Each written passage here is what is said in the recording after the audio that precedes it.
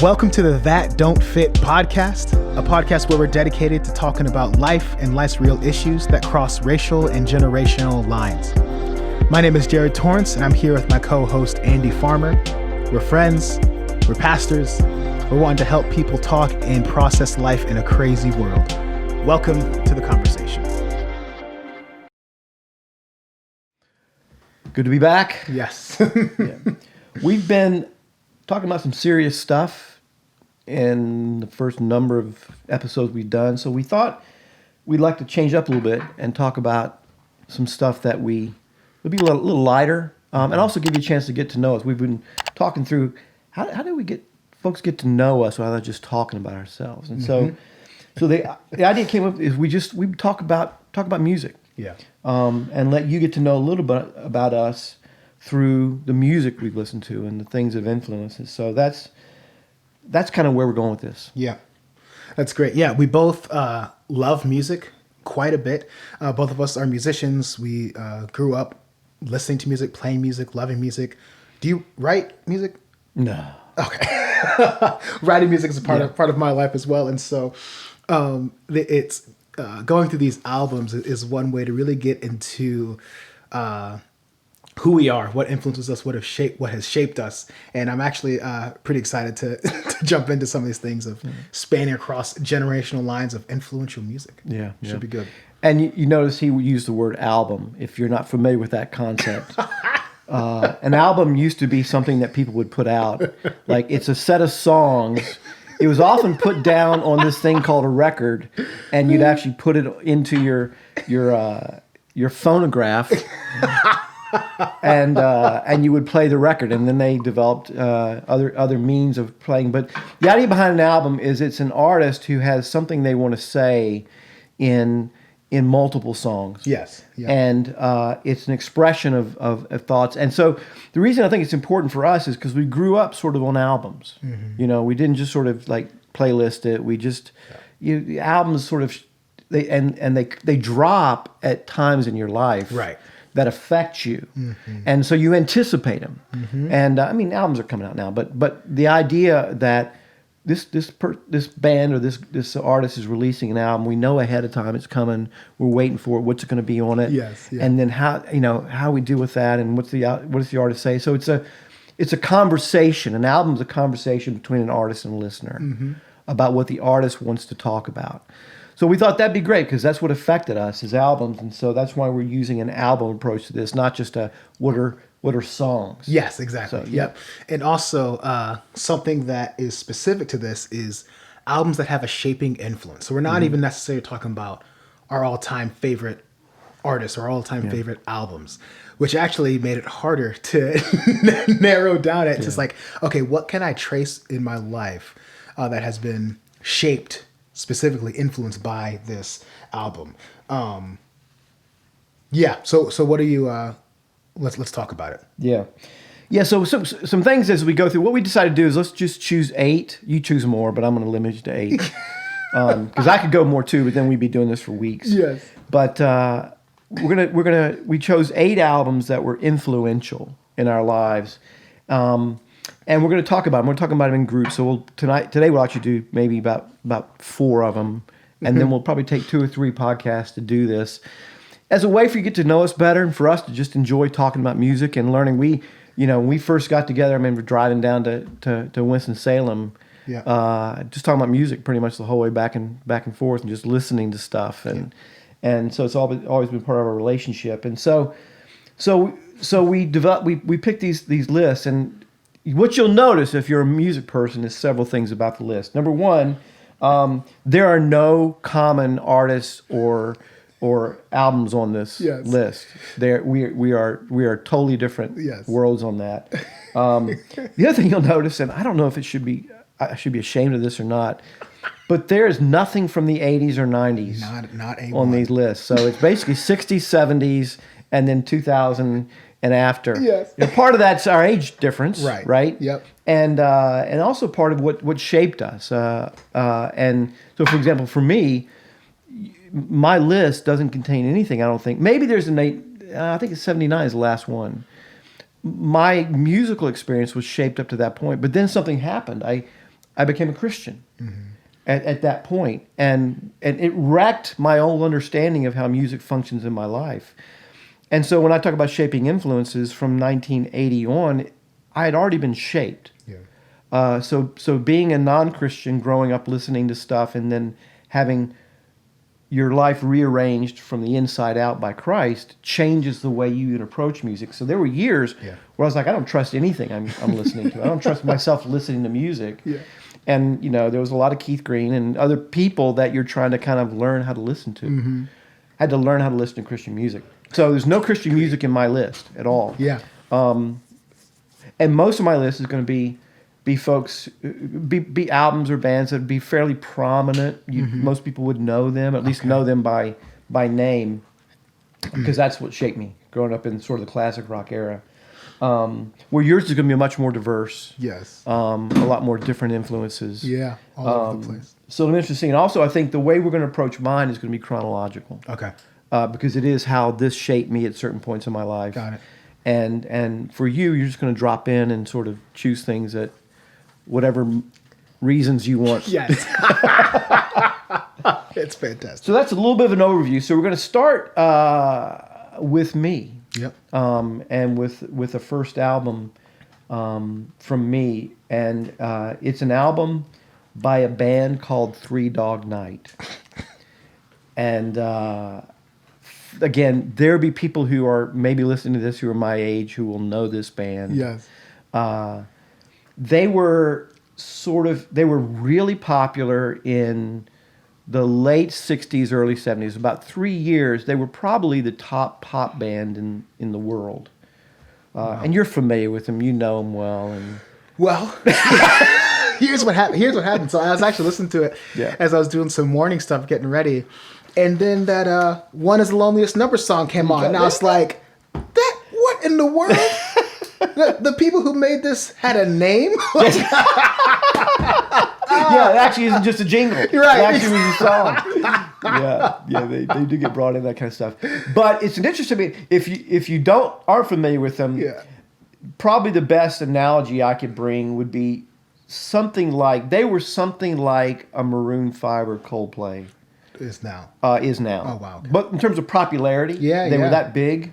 And for a brief period of time, the difference is they didn't write their own stuff. They were dependent on other writers, and so that shaped how they what you heard. And so they were a singles band. Yeah. But the other thing interesting about them is that their lineup, it was 3 lead singers and then backing musicians, but not like a Motown sort of a feel. Yeah. They were kind of doing this. They would do harmonies, but they were also all 3 lead singers, and they trade off. So if you listen to an album, you would hear all 3 of them sing very distinctive different voices. So it's very unusual, very popular. The one I asked them to listen to is a greatest hits album, and that's mostly because the album in particular that I had in mind was a greatest hits album, but it's no longer, you can't access, you can't even find it anywhere. Okay. So this is kind of more of one of those millennium albums that you can get now. Okay. But it's also basically most of their hits. Yeah. So the reason it's on my list is because they were very popular, and I listened to a lot of it when I was. So this is, I'm talking late 60s, early 70s. I'm 9, 10, 11, 12 years old. But the thing that stands out about them is that this is the first concert I ever went to. Was a Three Dog Night concert in 1971.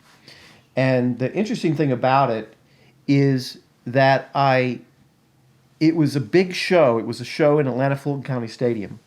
About 40,000 people in the show. In the stadium. Rod Stewart and Faces, another big band, was the opening act. But I was 12 years old, 7th grade. And my mom dropped me and a friend off at the stadium to go into this 50,000, 40,000 people concert. Of course, yes. And said, I'll pick you up at 11. No. Yes. 7th grade. That's awesome. Those are different times. And I remember going, this doesn't feel safe, but I've got a ticket and I got to go. And so we went. So my experience, that was my first live music experience. Great. Yep. I never saw anything live music until I sat in 40,000 people watching Three Dog Night with my 7th grade buddy with no parental supervision. So that's basically what you need to know. That is amazing. That's fantastic. Yeah. So that's my first album. That's awesome. And my first album I'm going to talk about is the album Illinois by Sufjan Stevens. So this album came out in 2005. I was in high school at the time. And the reason I picked this album is because I don't think there's any song I've written that it doesn't have some either melodic trace or some sort of influence from this album particularly. It was at a time, I had my Walkman, but our house had just gotten like a little mini stereo thing that had like a disc player that you just put in the top of it. Boombox? A little boombox. Boombox, yeah. Boombox with a CD player. So it was like, I was like, oh snap.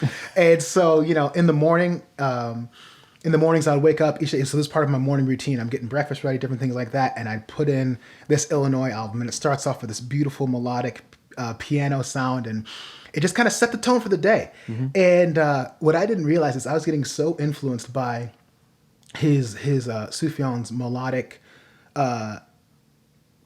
tones and the melodies he put together, but also I think this is one of his heaviest like rhythmic centric albums.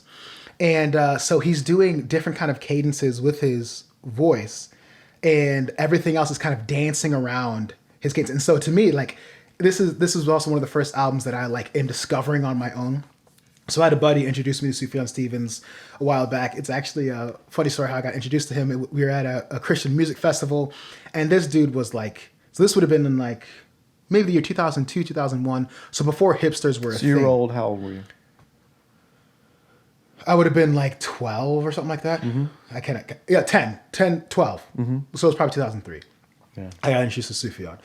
And, this guy was hipster way before hipsters were even a thing. Like it was like borderline hippie hipster kind of thing going on with this guy. His name's I'll drop his name. He's the man, Teddy Brown. Okay. And I remember he had like actual boombox, and he had a tape of Sufjan, and Sufjan like at this point tapes aren't even still being used. Yeah. But I remember he had a boombox, and he's like kind of like headbanging, dancing to like this banjo, and I was like, what? I have never experienced this, and that kind of led me on this whole like hipster path of music. Like I'm just like, dude, what else am I not aware of that is out there musically? I've never heard someone jam out to a banjo that's not like like it's not that. It was just like he's kind of just doing some light finger picking, like it's more like he's playing it like a guitar.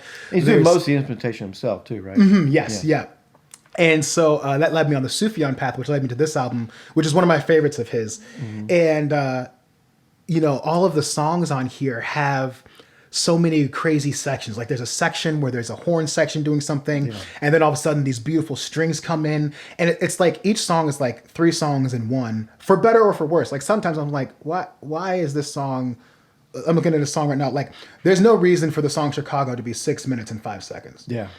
But it is, and I love it, and I'm here for it. Yeah. And I just enjoyed digging that album, and the sonic sounds of all of it is all over the map. Yeah. And I think it hits on, he even tries to dabble into a little bit of funk at one point, and it's a fun little album. And he has this thing where he's like, I want my album to sound like a bad 6th grade band. And I'm just like, why would you want that, Sufjan? But I'm here for it. Yeah, that's right.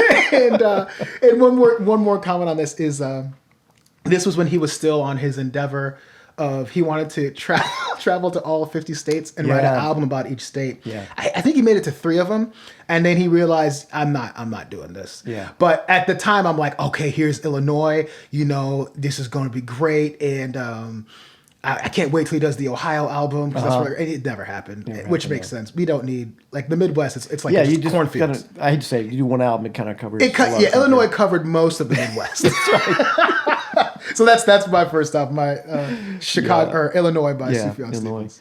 So yeah, listen to it. I mean, I'm familiar with him, and Chicago in particular. Yeah. I really love that song, and it does go on, but it's intentional. Yes. It isn't just he didn't know how to end it. Yep. So it's a great song. I do feel like he's a guy, and if you haven't listened to him, the like melodies just kind of drop out of him. Yes. Like it just kind of they fall out. Mm-hmm. Yep. Like he just starts and that's a beautiful melody, Yes. and then he's very creative in his Mm-hmm. In the way he kind of creates the songs. Creative and weird. Yeah, Yes. and weird. Yeah, Yes. and weird, and not afraid to do things with that. So, do you still listen to him? Do you? I do, yeah. My favorite Sufjian is probably like early 2000 to like probably around this album. Gotcha. He, because he's such a creative dude, he kind of goes in all different kinds of like he Yeah. got super electronic and some of it's good. He has a Christmas album that is literally like 4 hours long, and it's just like, hey man, that's too much Christmas music. Yeah. And but he's just being creative. He's just doing whatever he wants to do. Yeah. And some of it I really like a lot. Like he actually seems to be kind of going back. Well, he just released an album on Friday. Yeah. That is back to the kind of wild electronic stuff. But before that, he released Carrie and Lowell, which was like, real quick. Let me connect why that's important. So in Illinois, he starts dropping into a bit of his relationship with his mother. Yeah. Which was not great. He had a great relationship with his father. Relationship with his mother was terrible, and she passed away without them truly like reconciling their relationship. And he hits into that a little bit. There's little hints of that here, and there's other hints of it throughout the album and throughout his other music. But Carrie and Lowell was the first one that he's just like, here's a story of me and my mother. And it was after his mother passed away that he wrote that kind of album. And it's actually this big like forgiveness album in regards to this. So I guess I'm more talking about Sufjan Stevens as an artist, because he kind of put me on to concept albums and an album being like, here's the idea for this album. Everything's going to be connected or tell some type of story. Yeah. And I absolutely love that. And even, he has a, he has a song here called John Wayne Gacy Jr. Oh yeah, that was tough. Yeah, really, really beautiful melody, really hard song to listen to. But what got me was, him attempting to see the fallenness of all people. So the last line of that song is, look beneath my floorboards for the secrets that I have hid. Seeing that like, it's a allegory for just the messiness of grace to extend to people. And I'm not even getting into like specifically John Wayne Gacy Jr., but how we interact with other people and the secrets that we have and the brokenness and ruinness of humanity. Yeah. Like that line, I remember the first time hearing that, I'm just like, whoa, that's not the turn I thought this song was going to take. And he does different things like that throughout as well. So, yeah, I can see. Yeah, and it sounds like what the effect of is he's been an influence not only musically but just the way he interacts with how he relates to his life through the way he writes his songs. Exactly. Yep. And he's not just sort of linear. This is the kind of songs I write. Yeah. He really does express himself that way. That's great. That's great. So my second album for today is the Beatles' Abbey Road. Came out in I think 1970. Yes. I just found out that you've never listened to Abbey Road. This is correct. I have never listened through Abbey Road. I think Sufjan would be offended if you. I guarantee he would be. I think many people just unfollow me on social media after you said it. They paused the podcast and have written me off. Yeah. That's the first album I ever bought with my own money. That was like, okay, I'm gonna buy an album. I'm gonna save up. It's $8.99, and I'm gonna buy the record. And I don't know if I still have it in some place or not. Yeah. The cover was all trashed, but I kept it for years. Wore it out. Beatles, they are who they are. Who are the Beatles? I'm playing. And I would say this. Yeah. I love the Beatles. I'm not like a fanatic. Yeah. I just appreciate the Beatles and where they came from and what they did. The thing that's interesting about this album, and I do recommend you listen to it, to call yourself somebody who's musical, you should at least listen to it. But what they did, the fascinating thing about it is they're coming to the end of their career. They're kind of, the band's kind of dying. Okay. The big story is they were huge. They were touring, and then they got very artistic in what they were doing, and they couldn't reproduce it in live shows, so they just stopped touring. They just stopped doing concerts. So the last several years of they just didn't do concerts because they felt we can't do it. We can't recreate. We can't recreate it. So you imagine everything they're doing is on 4-track or 8-track. Yes, yep. So this album, Abbey Road, is an 8-track album. Okay. In the way it's recorded, and the amount of things they do with it. But what they did is they were all living in separate worlds at that point. They were all doing separate things. They were effectively only a band in terms of their label. Okay. But they thought, we need to do one more album, and let's just take what we have, and let's do a retrospective of everything we've ever done with new songs. And so what they do with that album is they take their songs, and so pretty much every possible Beatles sound Is in this album. In new songs. Interesting. Yeah. Is this the last album they ever did together? It's the last album they ever recorded together. Wow. Yeah. Okay. And even then they were kind of, sometimes they were at odds with each other, so they were in the studio different times. Yeah. But the last album they collaborated on, I'll say it that way. And so what you get is, and some of those beautiful Beatles songs are in it, but all of them have an opportunity to do something. And in the second half of the album, this is where I think it's really interesting. They had all these song ideas that they had never completed, and so they said, let's just do a mashup. And they do 1 or 1.5 minute songs, and it's a song cycle that just kind of, and it just goes like, it's really incredibly or sort of arranged, but it just, nothing ever follows what goes on. And it ends with this really beautiful, probably the prettiest song on the album. One of the best melodies I wrote is called Golden Slumbers. Okay. Very short, but it's just a beautiful Paul McCartney song. And it just kind of basically says, this is what we are capable of. It's basically just, okay, this is what we're capable of. People would say Sgt. Pepper's is more groundbreaking. Yeah. Some would say that the White Album is more kind of their pinnacle. But to me, Abbey Road is, let us just show you what talent can do. Yeah, that is interesting. And so you have to listen to it that way. Yeah. And with the Beatles, obviously, I mean, from my perspective, their lyrics were always, like, I don't have any idea what any Beatles song's about. Yes.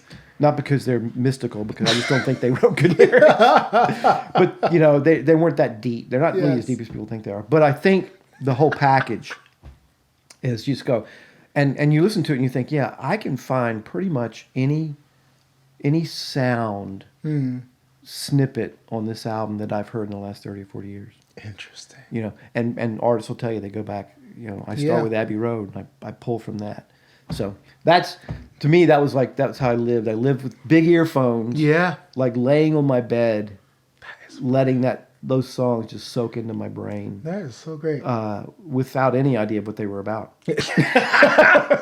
I did not realize Abbey Road was late in their career. Very late. Just because it's like the one you hear about the most. I would assume like this is their coming out party. It's like, here we go, Abbey Road. Let's see if we can recreate that. It's literally the opposite. It's their statement. Yes. About what we can do. Yeah. So it's kind of like their old little mic drop. Yeah. So mic drop. Yeah. It's exactly what it is. It's a mic drop.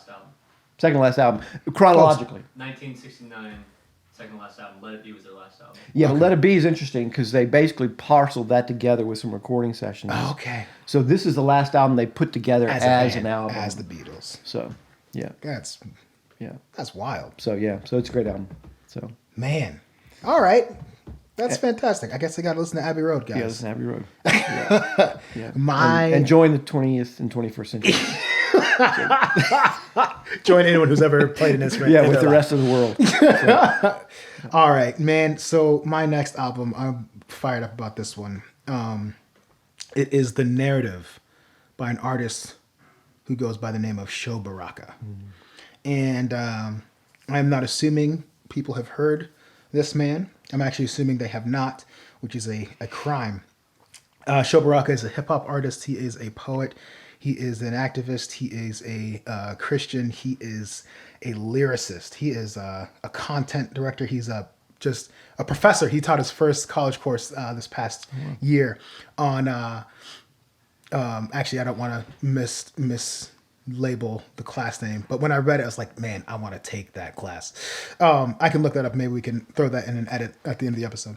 But this album, The Narrative, came out in 2016, which is, it's the election.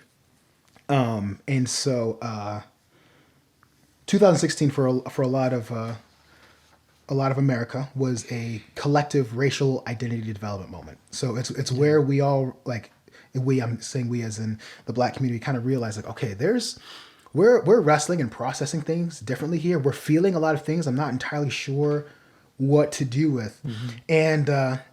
And Sho Baraka drops this album, and it's healing, it's clever, the production is amazing, the beats he put together are fantastic, and the message that he conveys tackles so many different subjects. This album was also coming out of a little bit of controversy with record labels and things like that. Sho was formerly with Reach Records, which was like a giant in giant in Christian hip hop. Mm-hmm. And which, by the way, that's a whole nother world, the Christian hip hop world. I'm a bit of a CHH junkie. I love reading all the interviews of why these guys are doing these things and all that stuff. You want to hear me rant and get fired up, ask me questions about Christian hip hop and that world. Mm-hmm. And there's so much talent in there that does not get exposed because it's kind of trapped in a CHH bubble, which is so unfortunate. Anyway, see, I'm already ranting. But this album, so it's his first album that he did with under Humble Beast, which is another Christian hip hop record label, but they also do like different art and books and things like that. And people like to talk about stuff. So when he leaves Reach, there's all this controversy. Mm-hmm. Oh, what happened? Oh my goodness, him and Lecrae are butting heads. What did we do? And then this album drops, and Lecrae is featured on the album. Yeah. And people are just like, wait, what? And he addresses certain things. And and even in interviews, he talked about there was a falling out with Lecrae, and then they reconciled in a very mature type of way, in a good way. And I don't know, just seeing Lecrae on here was just like cool to see after all the explosion of the controversy and things like that. But this record was controversial for a lot of reasons. The things he addressed aren't necessarily things people are comfortable with. It's a whole thing about uncomfortable conversations. Mm-hmm. Like this album will create an uncomfortable conversation. Yeah. And he's not doing it just to be controversial or to start conflict. He's storytelling. Mm-hmm. He's talking about his experience.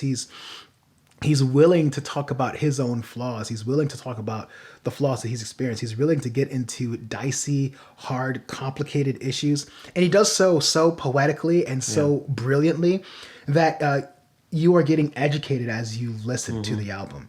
Mm-hmm. Let me see. I wonder if I can even just... Yeah, and, he gets into, there's a whole celebration of, the whole Black excellence thing. He has a song on here called Excellent. And I got to read a few lyrics. I'm sorry, y'all. Where he just and the sample that he uses is fantastic. It's like this, he calls it trap jazz, and there's this violin going on in the background. Mm-hmm. And let me see. Bars like, come on. Bars like Attica, rap Benjamin Banneker, building up communities, here to raise the standard up, excellence. Yeah, that new Peter and Paul, Gordon Parks off the charts, it's Kobe without a ball, excellence. Booker T, giving knowledge for cheap, smart and cool, that's a college degree. Excellent like building strong families through years of oppression. There is no recession when all you know was the Great Depression. Listen to this. Reading Phyllis Wheatley, I'm trying to avoid the greedy. Mother Teresa and sneakers, trying to serve the needy. Cool in school, Famu and Tuskegee. New school educators, Dahadi and Thabiti. Focused like Moses, but I'm feeling ill-equipped. I'm praying for a rod and the Red Sea to split. A crew to hold me up and a pharaoh to beef with. Just point me to the promise. I'm exiting Egypt. And so it's just like, I mean, there's just so much there. Yeah. And that song He drops Phyllis Whitley twice. twice. Yes, man. Yeah, I'm like, man, you don't hear that. And you know what would be a fun thing to do is if you just go through and this album and look at all the names he dropped and then do a tiny bit of research on who these people Banneker, were. oh my goodness, dude, it's fantastic. Yeah. Jackie Hill Perry is featured on this album on he calls it Kanye 2009. That's the name of the song where it's his Kanye rant. But then there's also a humbling, a humility that is in this album, and something he does here.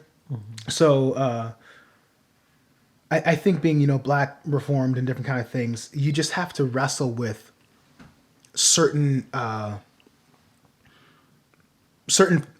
what's the word I'm looking for? Certain things that kind of just butt heads with one another. Like, okay, I am this, but I'm also this. You know, it's not a clear cut. Let me just slap on these healthy labels and we're set to go. And he really, like, something this album helped me with was understanding my ethnic identity, celebrating that, celebrating Jesus, and understanding that my experience in where I was is going to be different from my white brothers and sisters. And like, that's good and that's okay. And there's a way to wrestle with these hard truths. There's a way to wrestle with sin within me and celebrate Blackness and celebrate how God created me and just celebrate who we are. And, he doesn't pull punches when he confesses. Like, he talks about how he was just crippled by fear of man. And how he wanted likes, he wanted people like retweets and things like that, and he wants people to just love him. And I love the hook in the song "Road to Humble." He says, "I got faith, seeking restitution from all my mistakes. Look me in my face, homeboy, you see grace. I'm still unashamed." So that's a harken back to Reach Records. One of the things is 116. I'm unashamed of the gospel. So that's even a shout out to these people that he's no longer with. I'm still unashamed. I still love these people. I'm still unashamed of the gospel. I'm not abandoning the gospel and doing this different thing. He says, still unashamed. I'm just in a new space. I'm just a little more humble now, which Humble Beast Records is where he's at here. And anyway, it just really helped me. Oh, here, more names that he's dropping. So now I mix a little Augustine with Du Bois, a little Selassie. I mix it with Mahalia's Joy, a C.S. Lewis mind with some Phyllis Wheatley art, a little Sojourner Spirit with a King David heart. And so, like, as I'm listening to these things, I'm just like, dude, there is a way to take Black experience and these kind of things and wet it beautifully with theology and passion and pursuing the gospel that is helpful in so many ways. It's not like, it was this album gets me going, man. I love it. I'm so thankful for Sho Baraka and his consistency in these things. So like the narrative came out in the midst of all controversy, but he had been talking about these things like since he first started coming out with music. It's something he's always been addressing.